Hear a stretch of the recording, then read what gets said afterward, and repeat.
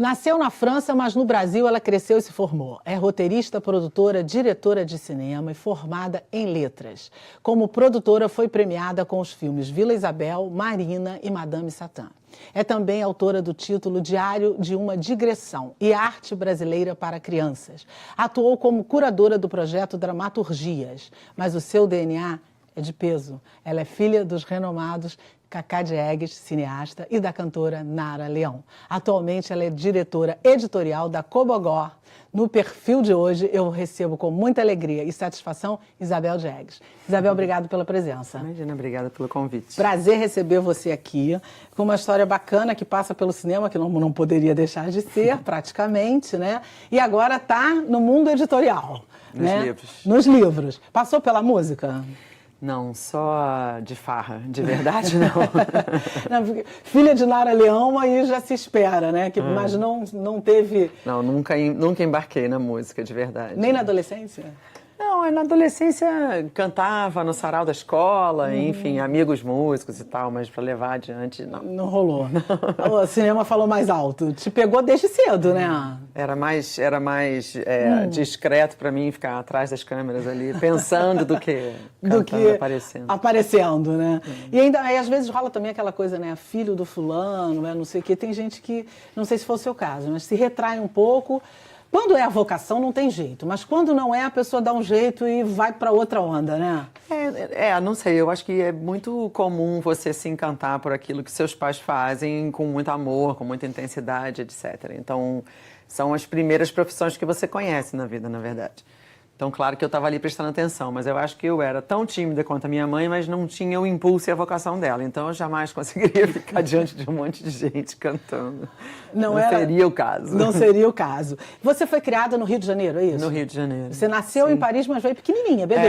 Eu nasci em Paris porque meus pais, no final dos anos 60, tiveram que sair do Brasil por contingências políticas, enfim, não foram propriamente, oficialmente exilados ou fugidos, enfim, eles foram convidados foram ameaçados, principalmente minha mãe, e aí com isso eles resolveram sair um pouco de cena e foram para a França. E aí nesse momento a minha mãe até gravou um disco na França, mas foi um momento em que ela, muito feliz da vida, ficou com uma vida mais normal, ela já era uma pessoa reconhecida, ela ali tinha uma vida que ninguém esbarrava com ela na rua e ficava, enfim, interpelando ela com coisas e tal, então ela nos dizia que teve ali uma vida doméstica. Nesse momento ela ficou grávida e eu nasci lá, mas logo depois eles voltaram porque os dois morriam de saudade de estar no Brasil. Imagina, né? Meu pai dizia que ia passear comigo no Jardin des Plantes, que era um jardim botânico ali próximo da casa deles, e ficava embaixo da bananeira com saudade do Brasil até a primeira oportunidade.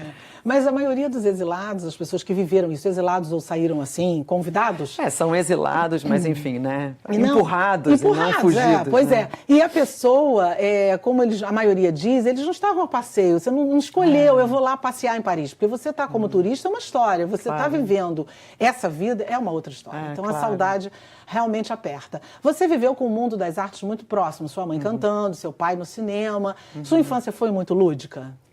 A minha infância foi muito lúdica, mas eu acho que ela foi muito lúdica porque minha mãe tinha uma coisa muito, assim, determinada de que criança tinha que ter vida de criança. Então, eu ainda que tenha visitado ao longo da minha infância os sets de filmagem do meu pai, que eu me lembro, assim, de Chica da Silva, Elco Maravilha, aquelas roupas todas e mesmo tantos outros, a gente sempre teve uma vida de criança. A gente ia para o Hotel Fazenda no fim de semana, a gente morava num apartamento em Ipanema que tinha um jardim, era um térreo ali em Ipanema, no comecinho ali perto da General Osório, que tinha um quintal atrás com um monte de árvore frutífera e onde a gente ficava se largando, enfim. Então, acho que a minha infância foi lúdica, não porque os meus pais tinham trabalhos artísticos, mas principalmente porque minha mãe sempre fez questão de nos deixar nesse território da brincadeira até que a gente crescesse, de fato. E uma ideia muito saudável, não é? Criança precisa ser criança. Isso daí, aliás, palmas para ela. Eles, por serem artistas, você acha que a sua criação foi mais tranquila, mais relax, ou em casa era o papai e a mamãe como dos seus colegas de escola, vida normal? Olha, é engraçado, porque eu acho que tinha umas... eu tenho um pouco de dificuldade de achar esse lugar, assim, porque vamos dizer, esse território, se era mais convencional ou não. Eu acho que não era muito convencional, no sentido de que a gente convivia com pessoas de universos muito distintos, enfim, né? Pessoas que levavam vidas não convencionais. Meu pai e minha mãe levavam vidas não convencionais. Meu pai viajava para fazer um filme, um documentário que fosse, ficava meses viajando, voltava, tinha uns horários mais malucos, não tinha uma vida segunda a sexta, mais fim de semana, não tinha uma vida às 9 sai às trabalhando. 8, chega às 18, não tinha isso. E nem minha mãe, de uma outra maneira, enfim, meu pai fazia as viagens mais longas, porque em filmagem você sai, né, que nem... É uma trupe, é uma turnê. Como um circo, né? Você sai, faz o seu caminho e volta quando era fora do Rio, ou mesmo quando era no Rio, que também tem seus horários muito extensos e tal. E minha mãe menos, porque ia, fazia show, voltava e tal, de uma maneira um pouco mais... menos longa, vamos dizer assim, e durante muitos momentos ela escolheu estar mais com os filhos do que estar trabalhando numa intensidade muito grande. Mas eu acho que a gente tinha hora para dormir, hora para comer, não podia faltar aula, não tinha como chegar atrasado, tinha que fazer o dever de casa. Eu era obrigada a fazer um instrumento, uma língua e um esporte, enfim. Então, eu tinha ali vamos dizer assim, uma regra. Podia talvez não ser a regra mais convencional do mundo, mas tinha ali uma regra. Não tinha esse negócio de dormir tarde. Tinha uma hora para ir dormir, ia dormir. Tinha uma hora para ir jantar e jantar. Tinha que estudar, e tinha que fazer dever de casa, tinha vida, uma vida depois regular, maior, digamos assim. Mais né? adolescente, assim, eu sempre fui muito metida a querer fazer as coisas e enfim, fazer as minhas próprias coisas do meu jeito. Eu acho que muito cedo, eu ainda adolescente, comecei a escolher mais os meus caminhos, que talvez, enfim, outros pais fossem mais severos, ainda que já ali no final dos anos 80 também não era tão severo mais, ainda que pudesse ser. Mas a gente tinha as regras, lá em casa tinha regra. Lá em casa a minha mãe era macrobiótica, até podia comer bala, mas o arroz era integral. Então tinha uma coisa que tinha... Mas legal isso, né? Eu acho que ela mais propunha possibilidades do que proibia coisas. Mas tinha regra, tinha horário, tinha, enfim. E você reconhece isso como positivo para a sua vida adulta? Eu reconheço isso como positivo para minha vida adulta e eu até acho que eu incorporei isso, assim, na maneira de eu criar o meu próprio filho, enfim. Eu acho que é legal você ter uma estrutura, até para você poder quebrar essa regra e fazer a exceção e a transgressão em cima de uma coisa. Eu vejo quão saudável, né? Hoje, meu filho já é adolescente, mas vendo meu filho crescer e os amigos, enfim, meu enteado e tudo mais, você vê como esse chão que você dá para os filhos também ajuda eles terem segurança até para transgredir, até para fazer diferente, até para fazer as próprias escolhas, né?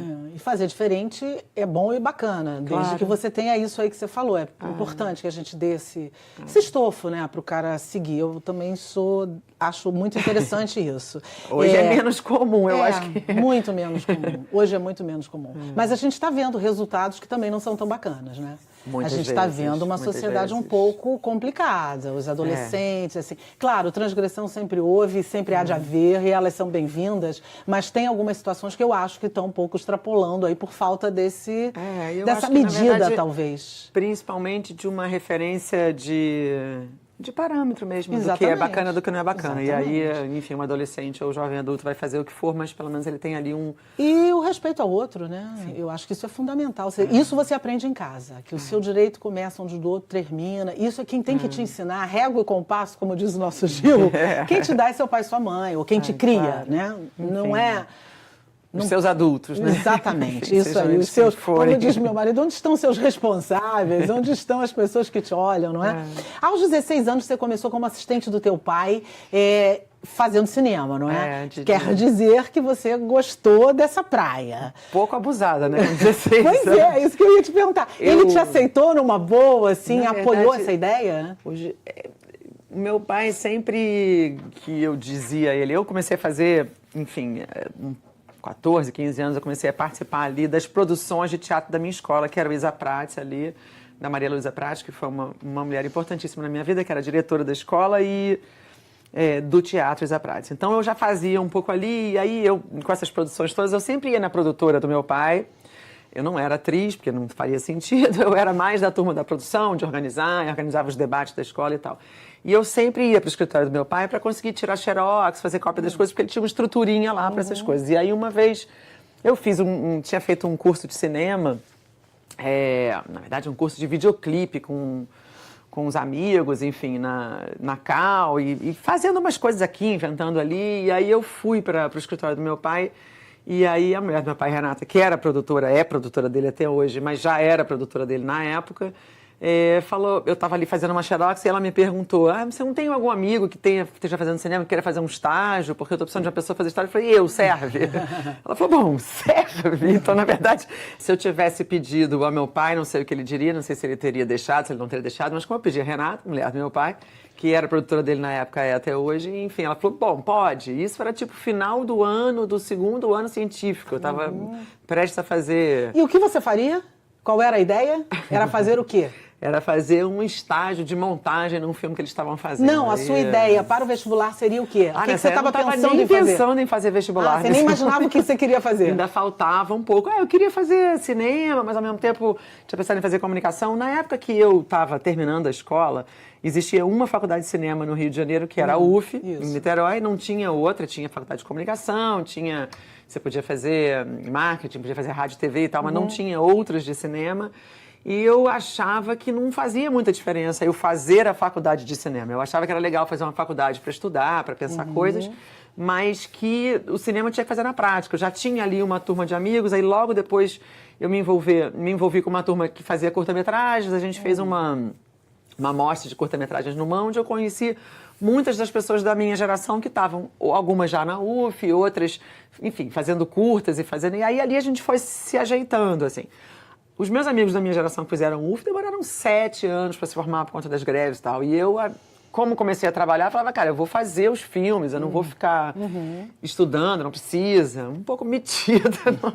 Enfim, Mas tanto também... é que depois de tantos anos eu acabei voltando para ir fazer a faculdade. De certa forma, você estava com o mestre do lado. O que, de alguma maneira, deve ter te ajudado pra caramba, né? Essa convivência com o teu pai, ele vendo, olhando um pouco além, ele te dando alguns toques, isso aconteceu? Isso até aconteceu, mas eu acho que, assim, eu via muito ele fazer os filmes e a turma que estava em volta dele, os amigos, enfim, eu me relacionava um bocadinho com essas pessoas, mas eu acho que o principal foi ter, muito por acaso, muito rápido, ter encontrado uma turma de pessoas que tinham 18 anos, que era da minha idade, que estavam ali produzindo coisas. E aquilo ali foi muito excitante, assim, de ter aquelas pessoas, e a gente improvisava, fazia filme com 16, fazia assim, aí um montava o filme do outro, então tinha ali um grupo de pessoas que são, muitos deles meus amigos até hoje, que de alguma maneira era muito mais gostoso estar no set de filmagem. Eu queria ser adulta logo, eu tinha pressa, sabe? Eu não queria ficar de bobeira, não tinha saco de ficar de bobeira. Eu queria ser adulta logo, queria fazer coisas, queria... E enfim. produzir é a melhor maneira de se encurtar esse caminho, né? E aí me meti numa coisa que era engraçado, que era eu, o Andrusha Waddington, o Júlio Show, a gente foi trabalhar numa repetidora da TVE em Búzios, chamava TV Búzios, estava fazendo 3º ano científico, a gente ficava em Búzios, fazia os programas da noite, de 5 às 8, e o resto do dia eles repetiam a TVE. Então eu já fui fazendo um monte de coisa, enfim, eu fui me metendo em um monte de coisa, não dava para fazer a faculdade. Aí eu fiz vestibular, entrei para fazer comunicação, porque eu falei, vou fazer comunicação, porque eu também não sei, quero não sei o quê. E aí, depois de eu fazer 6 meses de comunicação, talvez nem isso, acho que foram uns 5 meses, o Bruno Weiner, meu primo, que era o produtor de um filme do Babenco chamado Brincando nos Campos do Senhor, que estava sendo filmado em Belém do Pará, me ligou um dia e disse, essa época eu namorava o Andrusha e ele estava fazendo o filme como assistente de direção. O Bruno me ligou e disse, o produtor de elenco saiu do filme. Então eu estou botando o assistente de produção de elenco para ser o produtor de elenco e eu preciso de alguém. Você não quer vir? Eu falei, quero. Na semana seguinte eu estava em Belém. Então a faculdade ficou para trás, entendeu? Eu nunca mais voltei lá, nem tranquei a faculdade. Porque você também achou teu caminho, que naquele momento era o que você estava afim de fazer, o que você queria fazer. E aí a pergunta que não quer calar, você tinha 16, 17 anos, por aí e tal.